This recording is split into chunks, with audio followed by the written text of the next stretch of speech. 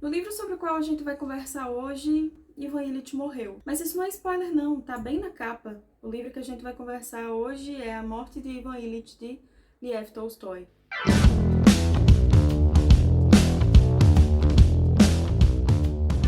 Eu falei Lev Tolstói, mas pode ser Lev Tolstói, como tá escrito aqui, ou Leon Tolstói. Eu não vou entrar nem nesse mérito, porque eu já vi de tudo em várias edições, e vai depender muito aí de qual tradução que você tem. Nessa edição da editora 34, por exemplo, tem Lev Tolstói. Nessa edição que eu tenho aqui da Companhia das Letras, de Anna Karenina, tem Lev Tolstói. O próprio Anna Karenina, tem gente que chama Karenina, Karenina, Karenina.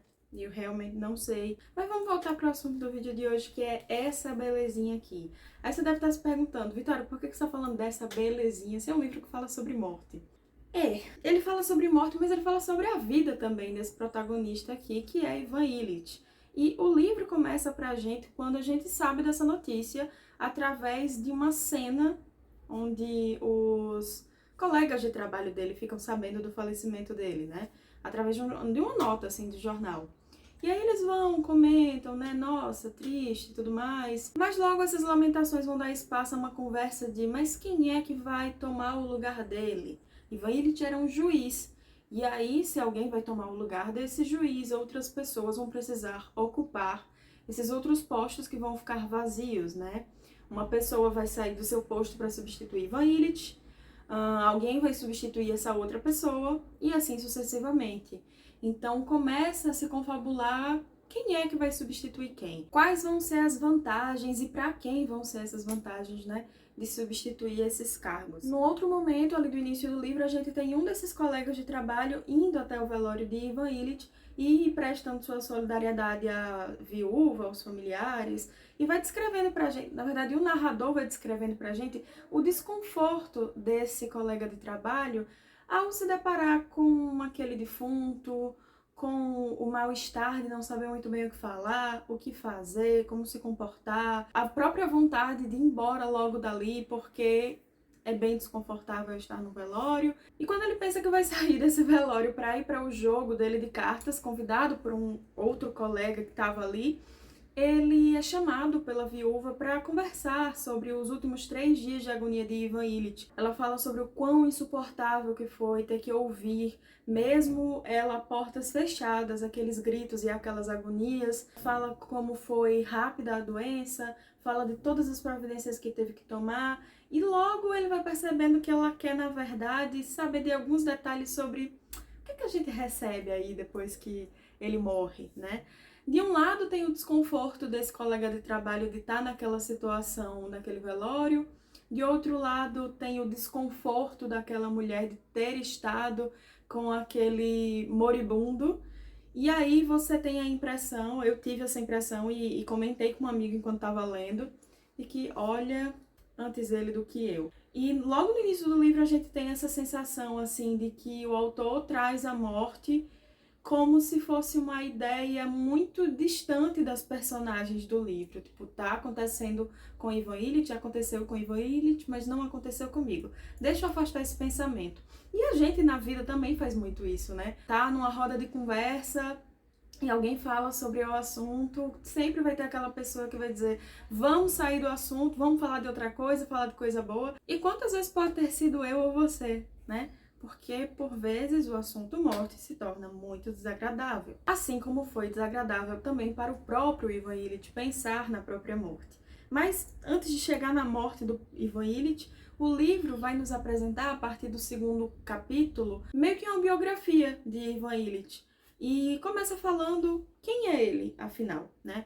Ivan Ilitch é o filho do meio de 3 irmãos, considerado bem-sucedido, filho de um funcionário público, cujo cargo não tem necessariamente nada para se orgulhar, porque foi um cargo daqueles arranjados. Ele, por sua vez, por ser o filho que se formou em direito, acabou sendo esse que deu algum orgulho em relação aos dois irmãos. Faz a faculdade de direito, mas também faz coisas das quais não se orgulha muito nessa época, e o narrador não entra muito em detalhes sobre isso, mas a gente entende que seriam experiências mundanas, digamos assim. Tem ali uma boa convivência com seus colegas, faz de tudo para não se indispor com ninguém, até se interessa por uma moça, mas não tem nada que uma paixão justifique o casamento, até que esse casamento acontece meio que por uma conveniência. Tem ali um primeiro período do casamento que é muito bom, mas logo é tomado por uma sensação de estão invadindo o meu espaço, talvez. Vem os filhos, com o casamento ele percebe que nem sempre vai ser as mil maravilhas e ele precisa dar um jeito nessa convivência, então ele passa a ter momentos sociais ali com a família bem limitados, né, as refeições e tudo mais. Tem ali algum momento de convivência com a esposa que é tolerável, mas logo ele se tranca no seu escritório e a rotina dele acaba sendo acordar, ler o seu jornal, ir ao trabalho, voltar a fazer suas refeições com sua família e se trancar novamente no seu escritório em casa. Em dado momento ele se sente um tanto prejudicado no trabalho e acontecem algumas coisas que eu não vou entrar em detalhes para não ser spoiler, mas acaba que ele se contenta em assumir o cargo de ser juiz. Isso lhe traz algum luxo, né, no seu estilo de vida, e isso também acaba sendo uma certa ponte com a esposa no primeiro momento. É engraçado como quando ele toma posse desse cargo, ele vai se mudar para um outro local e ele primeiro vai arranjar o apartamento e vai pintar, vai fazer as reformas que o apartamento precisa, enquanto a esposa e os filhos estão na casa de um irmão. E aí ele vai se alegrando com o papel de parede que ele escolhe, coisas bem supérfluas, assim. Não que não sejam coisas que nos façam ficar alegres no dia a dia, mas o livro, do jeito que narra outras coisas, faz esse momento parecer um tanto sem sal, sabe? Como se ele só se alegrasse na vida com coisas muito fúteis.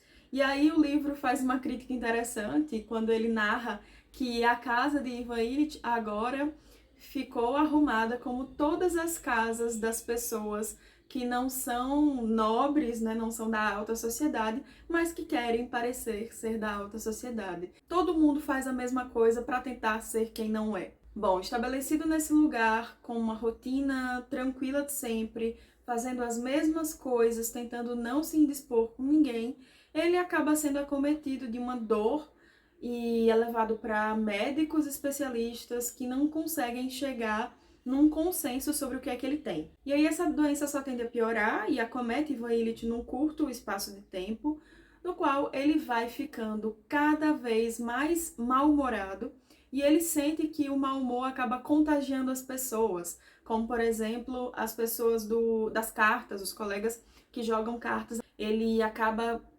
sentindo que está sendo uma companhia desagradável. Ao mesmo tempo, ele começa a sentir uma certa raiva dentro de casa, porque o sofrimento dele vai aumentando, ele vai ficando desesperado de pensar que ele tem 45 anos e a morte pode estar batendo a porta dele e não existe uma explicação exata científica sobre essa doença. Isso vai deixando ele cada dia mais angustiado, ele vai se isolando e ficando com raiva, porque enquanto ele vai sofrendo, a filha está esbanjando saúde, a mulher está esbanjando vida. Eles começam a ter agora de fato um estilo de vida muito diferente uns dos outros.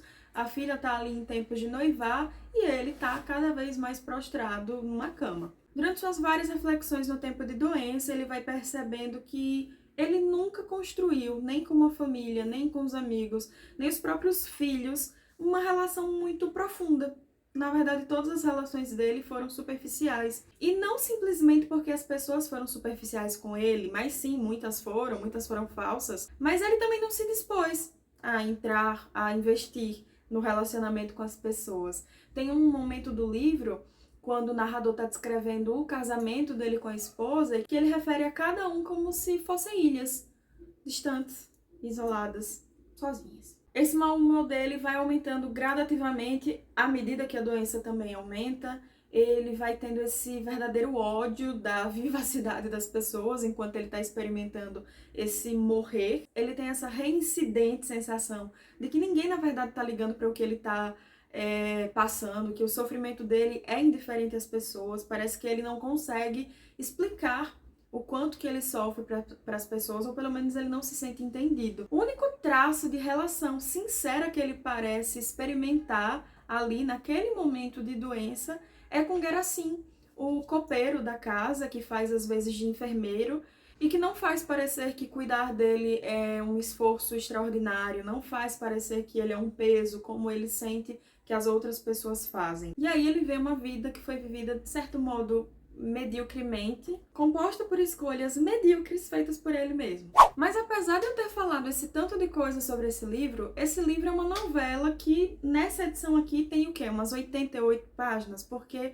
ao todo tem 90 e poucas páginas aqui, mas a gente tem um texto do tradutor, tem um pós-fácil. Eu li esse livro em uns 3 dias, eu acho, porque eu quis mesmo ir lendo devagarzinho, mas quando eu terminei eu vi que eu teria lido numa tarde de boa se eu tivesse parado só pra fazer isso. É realmente muito pequenininho, muito fininho. E eu amei. Eu amei esse livro. Por mais que algumas pessoas entendam, sei lá, como um livro que fala sobre morte, eu acho que é um pecado reduzir esse livrinho a isso. Porque apesar dele ser curtinho, 88 páginas, nossa, eu acho que não tem quem passe ileso. E não tem como a gente não refletir sobre as nossas escolhas, sobre o que é que a gente quer fazer até o nosso fim da vida, o que é que a gente quer quando chegar lá no final da vida, olhar para trás e dizer, ah, que bom que eu fiz tal coisa, sabe? Pensar em, será que quando chegar ao final da vida a gente vai com menos arrependimentos, sabe? Eu acho que esse é um questionamento muito necessário, mas é isso, falar de morte acaba sendo desconfortável, porque eu acho que especialmente a nossa cultura ocidental não se tem muito conversas francas sobre isso, né? Como psicóloga, foi fantástico ler esse livro pensando em tudo isso que eu acabei de falar. E eu acho que pessoas que trabalham com a área da saúde, por exemplo, se beneficiariam demais de uma leitura dessa. Mas, além disso, o que é que me encantou? Mais até do que tudo isso, a escrita desse homem. E aqui eu fico muito feliz em ter lido nessa edição da Editora 34, e que fique claro aqui, não é público, não tô recebendo nada para fazer isso, mas é porque a Editora 34, ela tem boas referências na tradução de russos. Mas, inclusive, assim, quando você for ler um livro que não é em português originalmente, vai lá, procura aqui na ficha técnica mesmo, né? E ver se tem escrito que foi traduzido do original. Os livros da Editora 34 são, obviamente, traduzidos do original em russo. E eu acho que isso é um diferencial enorme. Porque quando um livro russo é traduzido, sei lá, para o inglês, aí do inglês para o português, a gente perde demais, perde detalhes que a gente nunca vai saber, por exemplo. A não ser que você tenha depois algum contato com uma tradução melhor, até com a própria língua de origem. A escrita de Tolstói, e aqui tem um texto do tradutor falando do desafio que é traduzi-lo. Meu Deus, que escrita fantástica! No início eu não gostei tanto daquele primeiro capítulo, mas não foi porque o livro estava ruim. Depois, quando eu reli o primeiro capítulo e aí eu engatei, quando eu li o segundo, eu percebi que o que me deixou assim um pouco com certo asco foi o meu nariz torto para aquelas pessoas que estavam falando sobre o desconforto de estar ali naquele ambiente, sendo que quem morreu foi o Ivo Ilitch. E sei lá se não foi essa justamente a intenção do autor, sabe? Provocar vários desconfortos e provocar também esse pensamento, né, do antes Ivan Ilitch do que eu. Esse daqui foi o meu primeiro contato com a escrita de Tolstói e, na verdade, meu primeiro contato com os russos de maneira geral. Então eu não sei muita coisa ainda sobre o autor. Mas enquanto eu estava me preparando para fazer essa resenha, e aí eu vou deixar 2 vídeos aqui embaixo no box de informações que eu sugiro que vocês assistam também. Um é um vídeo da editora Antofágica, onde Lívia Piccolo fala sobre algumas coisas da vida dele, né? E tem também uma live da professora Monique lá do Instagram, que eu vou deixar aqui. Foi 1 hora e pouquinho de live, com muita contextualização da Rússia. Lá foi quando ela estava fazendo a abertura da leitura de Anna Karenina, que eu já tô com o meu exemplar aqui, eu já vou ler leitura agora do segundo semestre. E eu vi algumas coisas sobre algumas fases de Tolstói, né? É um cara que foi de tudo. Ele foi militar, ele foi conde, ele foi religioso, ele teve uma fase de querer renunciar a todas as coisas, as obras, os direitos das obras dele e tudo mais. Teve 13, foi 15 filhos, fundou uma escola rural para mujiques. Então, assim, se der uma pessoa que fez de tudo, foi esse homem. Tem algumas fases, né? E talvez essa daqui, que foi de 1886, deixa eu até olhar para ver se eu não tô... Isso mesmo, 1886, um ano depois da publicação de Ana Karenina, foi uma fase meio mística de Tolstói. E vendo a live de Munique, eu fiquei me perguntando se os próprios personagens dele não são, de certa forma, fragmentos, né? Dos momentos em que ele viveu, dos questionamentos dele e tudo mais. Inclusive, sobre essa questão de Tolstói e a morte, tem 2 trechos aqui do texto de apêndice dessa edição aqui da 34 que eu separei para ler. A morte de Ivan Illich, embora composta depois de confissão, não ficou inédita em vida do autor, o que faz supor que este a considerava portadora de alguma mensagem, de algum ensinamento importante. É provável que desejasse ajudar os leitores, gravando-lhes na alma a imagem inesquecível de uma agonia, a sempre terem presente ao espírito a lembrança da morte. Mais pra frente tem algumas falas de pessoas que o conheciam. Depoimentos de parentes e amigos confirmam as confidências do romancista. A morte era para ele uma obsessão. Segundo relata seu filho Ilya, Tolstói fazia questão de conhecer as menores particularidades do passamento de seus amigos, dando a impressão de ter a morte um verdadeiro culto, uma espécie de amor. Outro filho, Lev, ratifica o testemunho do irmão, embora dando uma outra explicação daquela ideia fixa. Embora durante 35 anos não deixasse de falar um só dia na morte, meu pai não a desejava, temia e fazia tudo para adiá-la. Gorky informa que, diante dele de Chekhov, Tolstói afirmou certa vez que, depois que um homem aprende a pensar, pensa sempre na própria morte. Pouco importa em que esteja pensando. Todos os filósofos fizeram assim. E que verdade pode haver uma vez que existe a morte? E aí o autor do apêndice, Paulo Ronay, fala: naturalmente a obsessão do homem havia de refletir-se na obra. E aí foi quando eu pensei, talvez a minha hipótese sobre as partes dele estarem, de certo modo, impressas nas obras dele esteja certa. Eu recomendo fortemente a leitura desse livro e eu espero que, ao contrário do que pareça, a leitura dele seja para você um sopro de vida. Pra você ver, menino, Tolstói do século XVIII, à frente do seu tempo, fazendo muito mais pela população do que aquela profissão lá que fica rica vendendo mensagem motivacional. Mas também não vamos causar intriga, né? Se você já leu A Morte de Ivan Illich, deixa aqui nos comentários para eu saber como é que foi a sua experiência. Se você ficou com vontade de ler também, comenta aqui o que você achou dessa resenha. Se você gostou desse vídeo, deixa o curtir aqui embaixo e se inscreva no canal e ative os sininhos para receber as novas notificações sempre que tiver vídeo novo. Eu vou ficando por aqui, mas eu tô sempre postando o que eu tô lendo lá no Instagram, que é @projeto.capitu. E eu vejo vocês na próxima. Tchau!